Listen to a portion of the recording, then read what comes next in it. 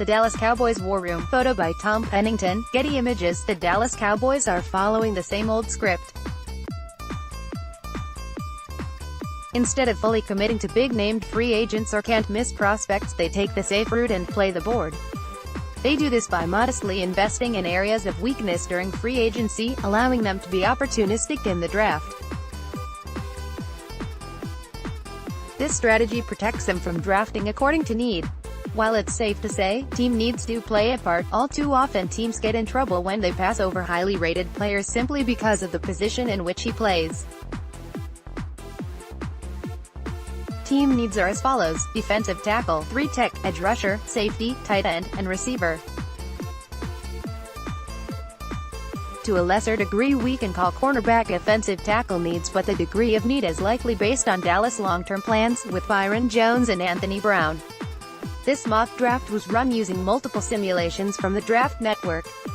Also assisting in the process is the player scouting evaluations, combine and pro day scores. As always, we aren't trying to achieve spectacular results if they're unrealistic, but rather the best possible outcome in realistic scenarios.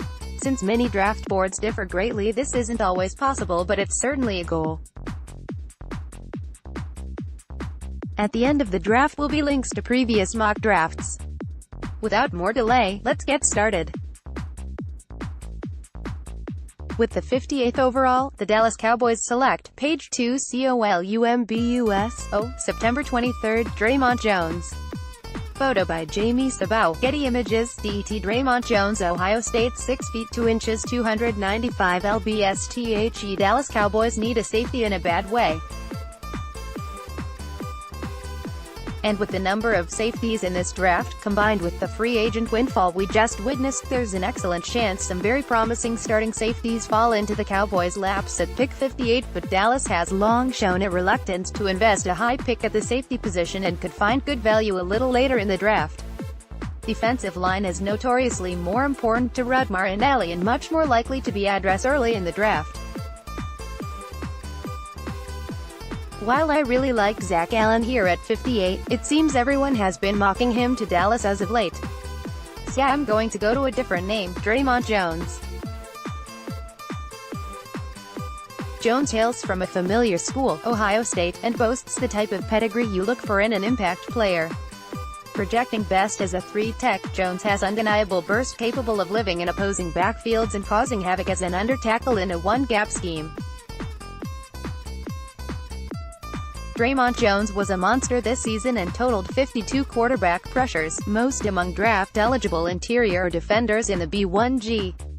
Pic.twitter.com/SO6DKQ, PFF Draft, @PFF_college, March 22, 2019. Jones explodes off the ball and has quick start-stop ability to apply pass rush moves. He uses his athleticism and thin frame to stay off blocks and penetrate, but also has the ability to stand fast against double teams. He has active hands and strong technique, making him less of a project than many unrefined players in the draft. Jones is disciplined and rarely overpursues. His try-hard attitude combined with his natural skill make him a perfect match for Rod Marinelli's defense. Something the front office is sure to like is his versatility. While he played primarily 3 tech, multiple scouts say he has the ability to play the edge as well. Jones has star potential as an interior pass rusher and looks like a great building block for this Dallas Cowboys defense. Run defense will always be a question given his size, but it's forgivable given his pass rushing ability. Let's get that tight end. Page 3 Use your arrows to browse as San Diego, California, September 15, Kahale Warring.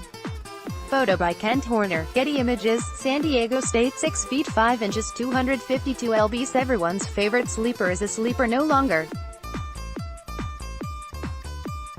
After draw-dropping combine and pro day performances, Warring is now a legitimate day 2 pick.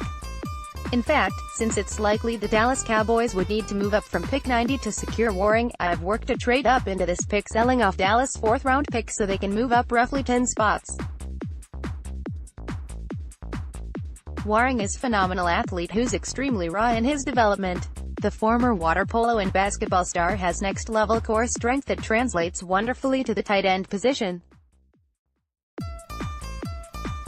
His 128.3 PSPARQ score was fourth best in his class, and he would immediately become one of the most physically gifted Ts in the NFL. While some Dallas Cowboys fans will be off-put by the developmental aspect of a player like Waring, shades of Rico gathers, he's far from Rico 2.0.